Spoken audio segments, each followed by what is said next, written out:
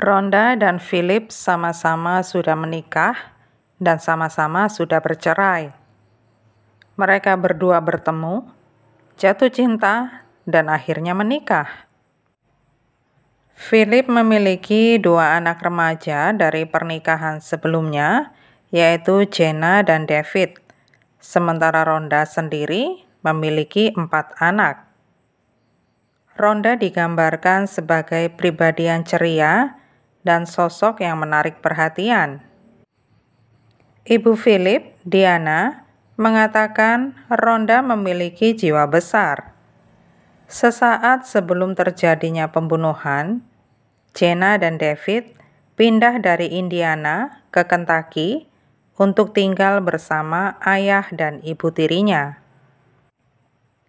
Pada 1 September 2016, David pulang sekolah sekitar jam 4 sore. Dia bilang sedang mencuci piring ketika dia mendengar anjing menggonggong sambil mencakar-cakar pintu di lantai bawah. David berjalan ke ruang bawah tanah, membuka pintu ke kamar tidur cadangan, dan dia melihat pemandangan yang mengerikan. Rhonda tampak terlentang di lantai dalam genangan darahnya sendiri.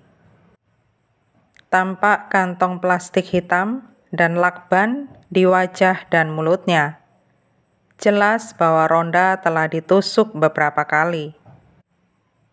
David bergegas lari dengan kengerian di wajahnya dan segera meminjam telepon tetangganya untuk menghubungi 911 dan juga ayahnya. Philip mengatakan kalau David menangis sekeras-kerasnya dan suaranya terdengar terengah-engah. Ketika Philip tiba di rumah, tampak mobil polisi di jalan masuk. Menurut polisi, tidak ada tanda-tanda pelaku masuk paksa. Tetapi ada pisau yang hilang dari tempatnya di dapur. Jelas bagi polisi kalau pembunuhan ini adalah serangan pribadi. Polisi segera menyadari bahwa Jenna, putri tiri Rhonda, yang berusia 15 tahun, hilang. Polisi menggeledah kamarnya yang juga berada di ruang bawah tanah. Di tempat sampah, polisi menemukan muntahan. Polisi menanyai Philip apakah dia tahu di mana Jenna berada. Philip menjawab tidak, tetapi dia mendapat telepon dari sekolahnya bahwa dia tidak masuk hari itu. Saat polisi berbicara dengan Philip, dia baru sadar kalau Honda Civic putih milik Rhonda hilang.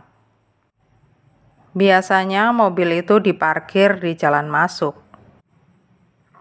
Pada titik ini, polisi belum tahu apakah Jenna korban atau terlibat dalam kematian ibu tirinya.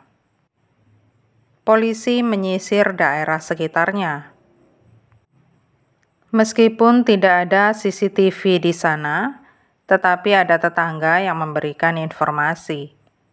Polisi berbicara dengan tetangga yang didatangi David setelah dia melihat mayat ibu tirinya, Rhonda.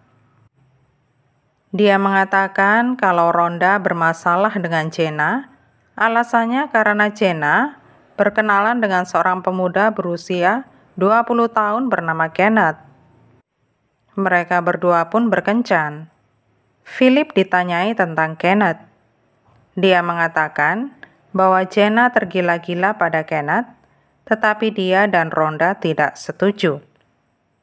Philip mengatakan bahwa dia dan Rhonda mengambil semua barang elektronik Jenna dan menyuruh Kenneth untuk tidak menghubungi Jenna lagi. Philip merasa begitu khawatir kalau Kenneth kembali dan membawa Jenna lari atau Kenneth akan menyakitinya dan Rhonda. Sekarang polisi mendapat calon tersangka. Mereka melakukan penggalian dan mengetahui kalau Kenneth dipecat dari Angkatan Darat pada 31 Agustus 2016 karena gagal ujian fisik. Dia ditempatkan di Colorado.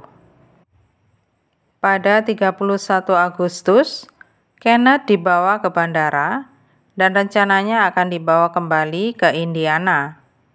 Tetapi dia mengubah rencana perjalanannya dan terbang ke bandara Bluegrass, Kentucky. Polisi menghubungi bandara dan berhasil mendapat rekaman CCTV. Kenneth tampak di kamera mengenakan kaos hitam bertuliskan "Diciptakan untuk disukai" dan celana jeans. Dia membawa tas ransel dan tas jinjing.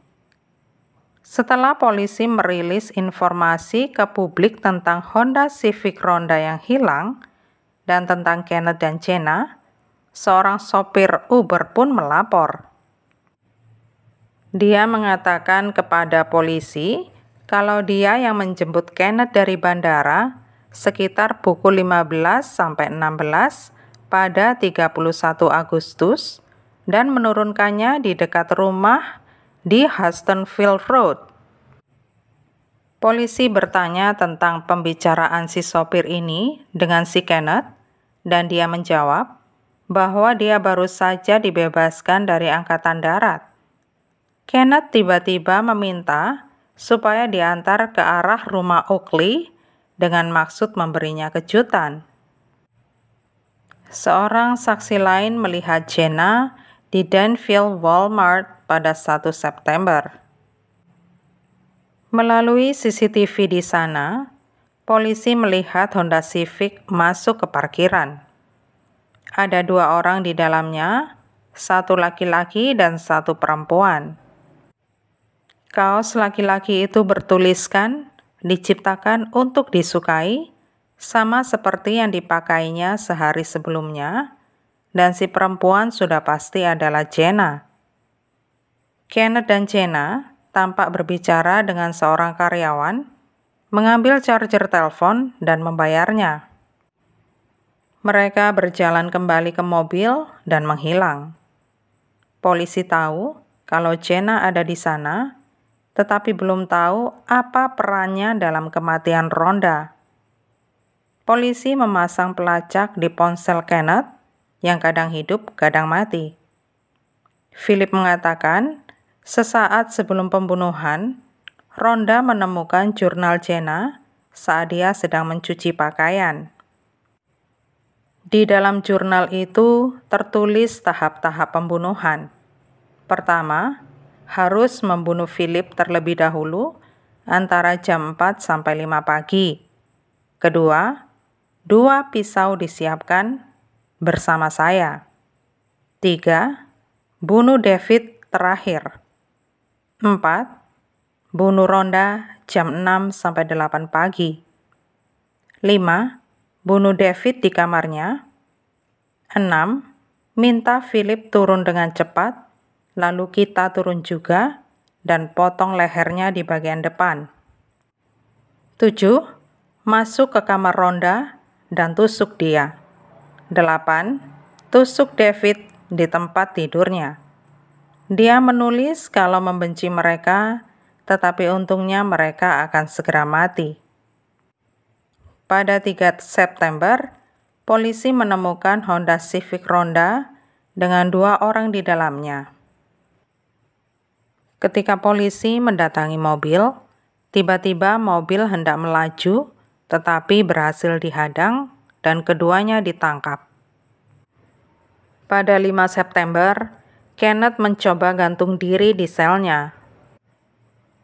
Ketika ditemukan, dia masih hidup, tetapi akhirnya meninggal karena luka-lukanya.